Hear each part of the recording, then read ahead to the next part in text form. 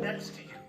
We're getting the first reaction from an Idaho woman There's an opportunity for you to stand up. removed from a Republican-led town hall. You're not smart enough to know. First belittled by the moderator, And look at this little girl is afraid to leave. before a confrontation breaks out. Kootenai County Sheriff Robert Norris asking the woman to leave or be arrested, then trying to forcibly remove her. You out now! You out now! Let's go! This man is assaulting me! She's then pulled out of her seat by 3 unidentified men in black clothing, later identified as private security. Show your badge! Before being dragged onto the floor. Kootenai County Sheriff's Department says Norris was there, but the people who removed the woman were not his deputies. The security company, Lear Asset Management, did not respond to NBC's request for comment. The woman, identified as Teresa Borenpaul, has run for the Idaho State House as a Democrat, writing on Instagram, "I could never have imagined my right to free speech and my right to assemble could be stripped in such a violent way." Borenpaul did not respond to NBC's request for further comment.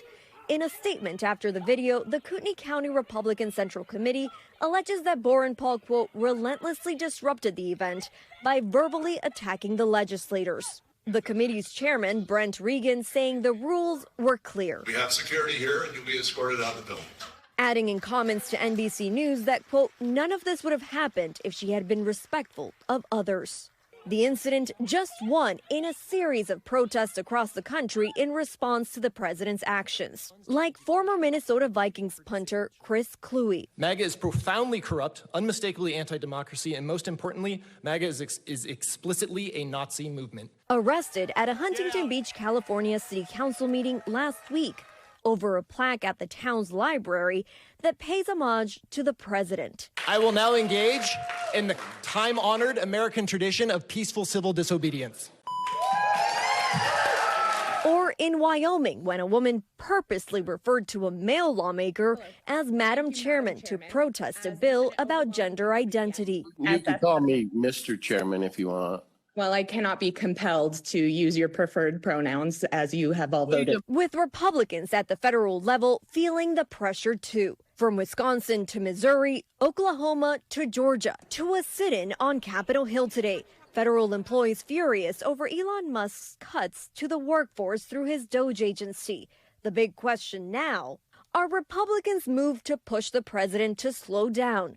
Some directly targeted by these protests, like Georgia Congressman Rich McCormick and Alaska Senator Lisa Murkowski, suggesting to our team that the speed may be a bit much. I'm all for trimming the government, but I'm all for also doing it in a deliberate manner that allows people to adjust in their lifestyle. What I'm hearing is that the federal employees have been treated with a level of disregard to their service and to their tenure. Whether these acts of protest will change Mr. Trump's mind, however, remains an open question. Camila Bernal joins us now. And to that point, at the end of that piece there, Camila, is there an expectation that we may see more of these acts of civil disobedience down the road? Yeah, experts say we are seeing them more, and especially because everyone takes out their phones and records it. But they're telling me people have to be ready and lawmakers have to be ready, because if they are supporting radical measures, they are likely going to get these radical responses. Hallie?